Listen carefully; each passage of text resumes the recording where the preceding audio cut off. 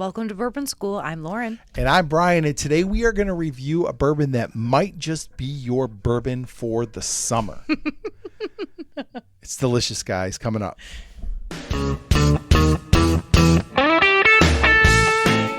You're unhinged. Okay, Brian. So we have a High West bottle here, and we have not always been fans of High West. Correct. The regular bourbon bottles were not loving. They're just.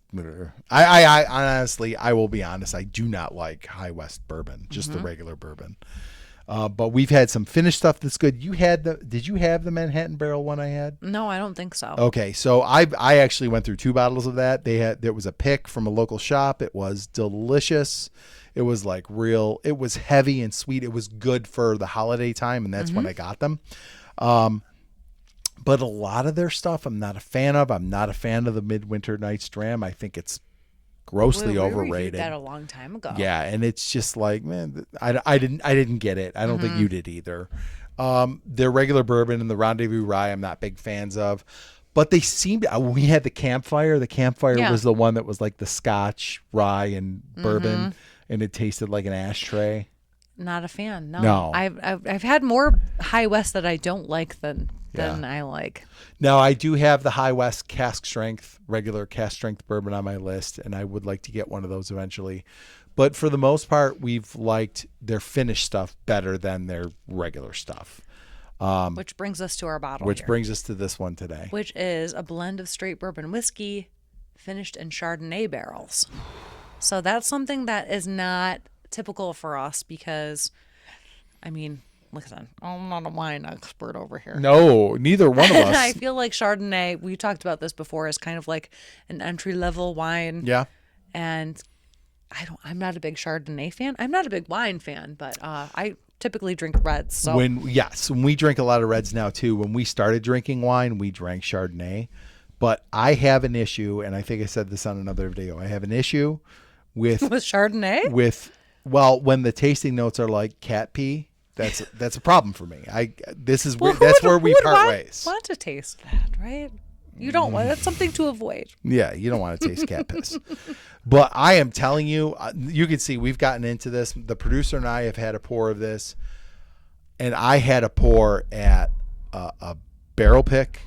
There were distributors there, and they were sampling this, and I fell in love with it.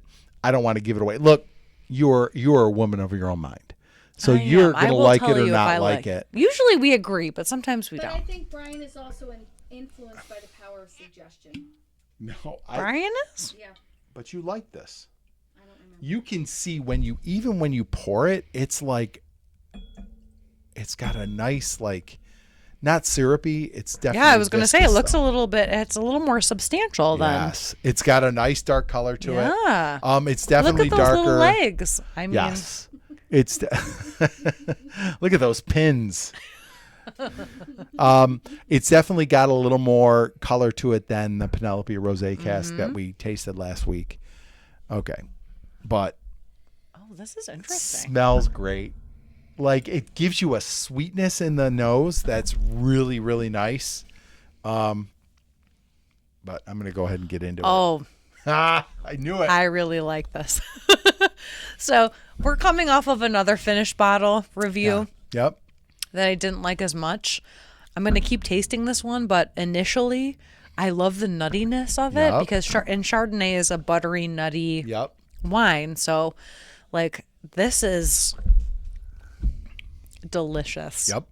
It has no bitterness on the finish. None. And it has almost perfectly combined that the best elements of Chardonnay with the best elements of bourbon. You can definitely taste the Chardonnay influence on it. But it's not like really drinking good. a Chardonnay. Okay, you did not oversell this. It's pretty good. The Chardonnay absolutely accentuates the flavor of the bourbon and vice versa. I think there are a lot of wine finished bourbons that I have passed over just because I'm like, oh, it's just going to be like a bourbon. It feels like a perfect proof too. It's 100 proof, but it's, I don't know, it just really balances. Yes, it's the perfect marriage between the two things. I think that however long they just, I don't know if it says on the bottle how long they age it in the casks, but however long they age this in the Chardonnay casks, it's just about perfect.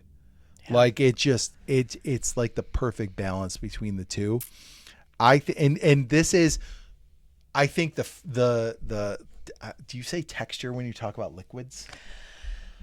The viscosity. Mm-hmm. It definitely seems a little bit, I don't want to say heavier, but maybe a little thicker than maybe something you'd want in the summer. But the flavors, I think, are summer all day long. And I mean, wine's a little bit heavier when you're, I mean, even white wine, it can be heavier. And Chardonnay has a lot of flavor in it. And I just think like, guys, I mean, Chardonnay is a beautiful, like, again, a lot of people drink Chardonnay as like an intro to wine. Yeah. But the essential flavors here are perfectly packaged in this. I think so. Like I cannot, we've liked bourbons on this channel before and we've talked up bourbons before. This might be one of the most unique and enjoyable ones I've had. It's really, really good. And I can see, this is another one like the Penelope Rosé cask. I can see like on a cool night in the summer, you light the solo stove and you have a pour of this and it's just like, it feels like perfect. Somebody very like lovingly and tediously like made sure that those flavors were balanced. Yes. Because you're not getting, they took care with like this. Bourbon did not overwhelm the Chardonnay flavor. It complements. Yes. And that, I mean, that's a feat. They hit a home run with this one. Yeah, usually you're like, oh, there's something off or one flavor overwhelms the other, but not in this case at all. It's a nice balance. So you're going to now this is really good, Brian. This was $59. So $60. Oh, dang. $60. $60 too? Yeah, I think it might have been $55. I got it right up at Sheridan Wine and Liquors. Go to where we have a Dickel pick there now. We have a Heaven's Door pick coming and a Yellowstone pick. I'm going to help Kathy do a bourbon club. And a Remus pick. So we've got a lot of picks coming in there. If you're local to Western New York, come down to Sheridan. She's going to have some great picks. They should be coming in soon. Really, really good stuff. So anyway, I got this to Sheridan. I think it was $55 to $60, $54.99 or $59.99. But yeah, it was really, really good. This is worth it. Yes, 100%. I would give this a solid A. A? I would give it an A also. That's pretty good. Yeah, it's very, very good. I would buy this. I would keep this on my shelf all summer long. Now, this says the Empire State Cask Collection 2023, so that's obviously New York State.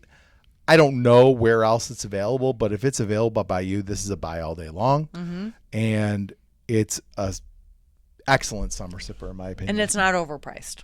No, I think $60. That's very important. $60 for a finish bourbon is a really nice price. So definitely a buy all day long, I think. Yeah. So if you liked our video today, don't forget to like, subscribe, share, and ring the bell for notifications. So you never miss another episode of Bourbon School. Don't forget to check out our Facebook page and consider joining our Patreon. All right, Lauren. Cheers. Cheers.